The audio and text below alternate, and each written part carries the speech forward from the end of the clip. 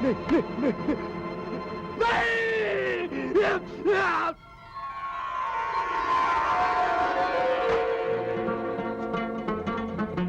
ये अनोखी बात कैसी? हमारे अलावा यहाँ और कौन है जिसके लिए ये थाली आई है? यकीनन हमारे आसपास खुदा का कोई नेक बंदा है। ये थाली उसी के लिए आई है। दूर क्यों खड़े हैं? आइए भाईजान, हम में शामिल हो जाइए। ये थाली आप ही के लिए अल्लाह ने जन्नत से उतारी है। नहीं, मैं भूख से तड़प रहा हूं। क्या खाऊं?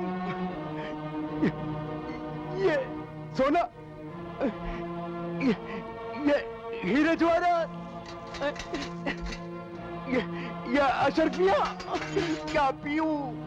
ये खून का प्याला? नहीं,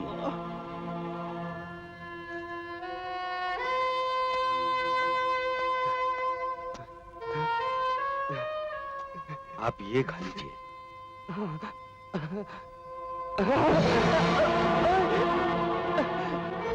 फिर वही सोना,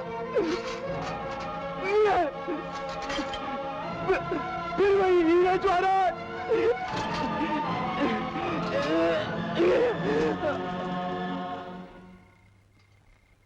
बाबा, ये बात समझ में नहीं आई। आप लोगों के लिए इतने बढ़िया बढ़िया खाने, और इनके लिए तो हमसे भी अच्छा खाना आता है। हीरे जवाहरात, अशरफियां, सोने के टुकड़े। लेकिन इनसे आदमी पेट तो नहीं भर सकता। ये तो बड़ी बेबसी की बात। इसकी वजह आप इन्हीं से पूछ लीजिए, यही बताएंगे। मेरे नसीब में अच्छा खाना नहीं है। मगर क्यों? इसका क्या सबब है? क्या राज है? तुम अल्लाह के नेक बंदे हो, तुम्हें ये राज बताना ही पड़ेगा। मैं एक बहुत बड़ा सौदागर था, लेकिन मैंने अपनी दौलत में से कभी एक सिक्का भी खैरात नहीं किया। ये सब मेरे साथी थे। ये जब अल्लाह की राह में कुछ खर्च करते तो मैं इन्हें भला बुरा कहता था, इन्हें गालियां देता था। जरूरतमंदों को छोटी छोटी रकम देकर, भारी सूद पर देकर उनसे बेरहमी से वसूल किया करता था। खुदा के लिए रहम कीजिए, ये वक्त कर्ज वसूल करने का नहीं है। घर में शौहर की बेकफन लाश पड़ी हुई है। आपने हमसे बहुत सूद लिया है, बस इतनी सी रकम और दे दीजिए कि मैं उन्हें कफन दे सकूं। अरे सूद लिया है तो कोई हराम का नहीं लिया है। रकम दिया, रकम। अरे कफन नहीं है तो उसे बगैर कफन के ही दफन कर दे। खुदा के लिए इतने बेरहम न बनिए। बुरा न मानना महजबी, मैं भी इंसान हूँ। मेरे सीने में भी दर्द भरा दिल है, लेकिन क्या करूं?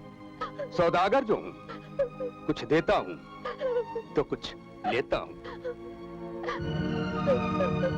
ये सुराही है, ये जाम है। अपने हाथों से 2-4 जाम पिला दे और फिर अपनी जवानी का चमन मुझे दे दे, मैं तेरे शौहर को कफन दे दूंगा। तूने मुझे तमाचा मारा, मैं इसका भी सूद ले लूंगा।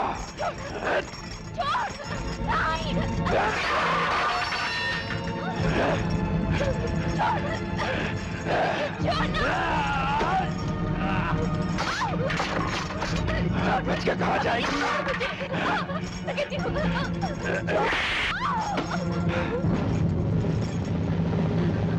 मेरे सरताज, मैं भी तेरे पास बेकफन आ रही हूँ।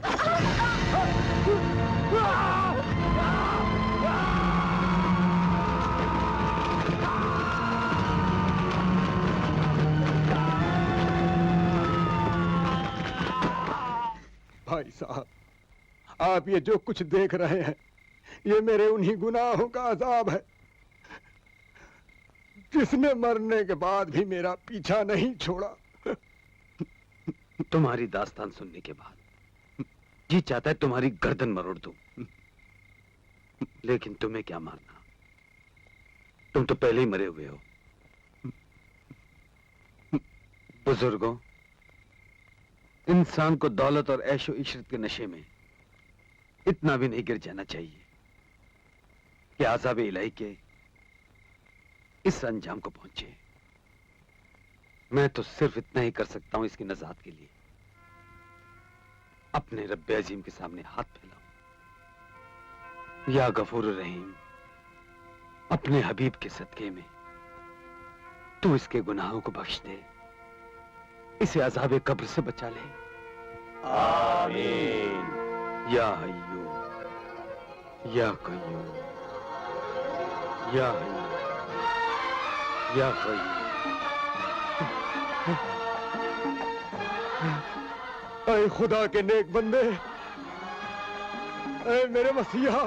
मेरे कदमों में नहीं, सर झुकाना है तो उस माबूद के आगे झुका जिसने तेरे गुनाहों को बख्श दिया। आका आका शुक्रिया। चलो, पत्थरों से पीछा तो छुटा, गिरते पड़ते ऐसी जगह आ ही गए। क्या कुछ फूल तो दिखाई दिए? लेकिन सबसे बड़े पत्थर तो आप हैं। गुस्ताखी माफ। पत्थरों में क्या मतलब? सीधी सी बात है, एक खूबसूरत सी परी फूल बन के आपकी जिंदगी में आई और आपने उसे सूंघा तक नहीं। नजरुल, परिबानों की याद दिलाकर तुमने हमारी दिल की धड़कनों को और तेज कर। अरे आका, तो देरी किस बात की है? बजाइए बजाइए, बुलाइए। क्या मतलब तुम्हारा? ये बदतमीजी नहीं है आका। याद है वो बांसुरी जो परिबानू ने आपको दी थी और क्या कहा था कि जब भी आप ये बांसुरी बजाएंगे वो दौड़ी चली आएगी, है?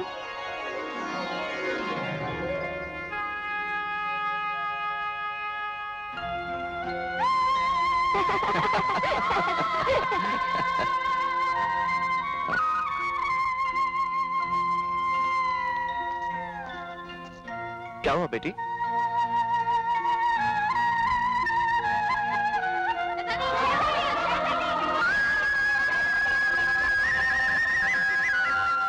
आका, मुझे लगता है आपने उल्टी बजाई, क्योंकि अगर आपने सीधी बांसुरी बजाई होती ना तो अब तक परिबानू आ गई होती। नजरुल, हकीकत ये है, अगर परिबानू नहीं आई तो मेरे दिल को करार नहीं आएगा। वो मारा, इसका मतलब ये हुआ आका कि हमारी परिबानों का तीर ठीक निशाने पर पड़ा है। तीर निशाने पर ही नहीं पड़ा, बल्कि दिल के आर पार हो गया है। लेकिन अब क्या किया जाए? कहीं इस बांसुरी का तिलिस्म खत्म तो नहीं हो गया? नहीं मेरे महबूब, तुम्हारे लिए इसका तिलिस्म कभी खत्म नहीं होगा। अच्छा परिबानो, तो आप छुपकर हमारे आका को तड़पा रही थी। लीजिए आका, अब आप अच्छी तरह अपने जख्म दिल पर इनके प्यार का मरहम रख लीजिए। मेरा मतलब है, जब ये आई है ना तो इन्हें जाने मत दीजिए। मैं यहीं कहीं इधर उधर हो लेता हूँ। ये हकीकत है परिबानू, अब मैं तुमसे जुदा नहीं रह सकता। आतिम, मैं भी तुमसे एक लम्हे के लिए अलग होना नहीं चाहती। उठते बैठते सोते जागते तुम्हारा ही तसव्वुर रहता है। परिबानू,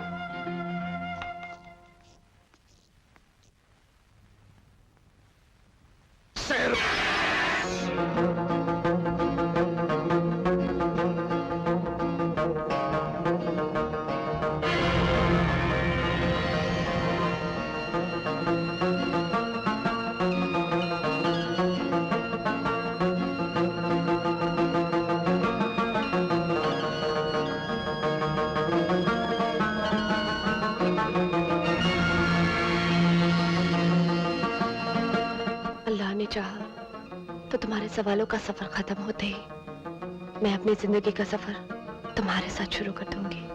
परिबानू,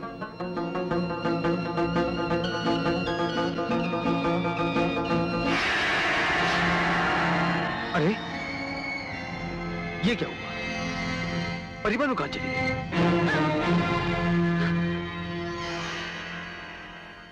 बेअदब गुस्ताख लड़की!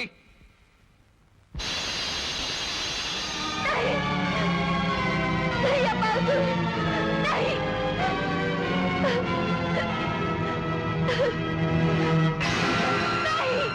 नहीं अब्बास। एक परी होकर आदम जात से मोहब्बत, हम तुझे ऐसी सजा देंगे कि आज के बाद परिस्तान की कोई भी परी किसी आदम जात की तरफ आंख उठाकर भी नहीं देख सकेगी। रहम अब्बास, रहम कीजिए, रहम शैतान आदमजाद, मैं जानता हूं कि तू फरेब और धोखे की बनी हुई मिट्टी का एक ऐसा मक्कार पुतला है जो अपनी हवस और लालच के लिए किसी की जिंदगी को भी दोज़ख बना सकता है। ए जुगनू की रोशनी में अपनी जिंदगी का मुकद्दर ढूंढने वाले, तेरे मुकद्दर में परिस्तान की रोशनी कहां? मेरे मुकद्दर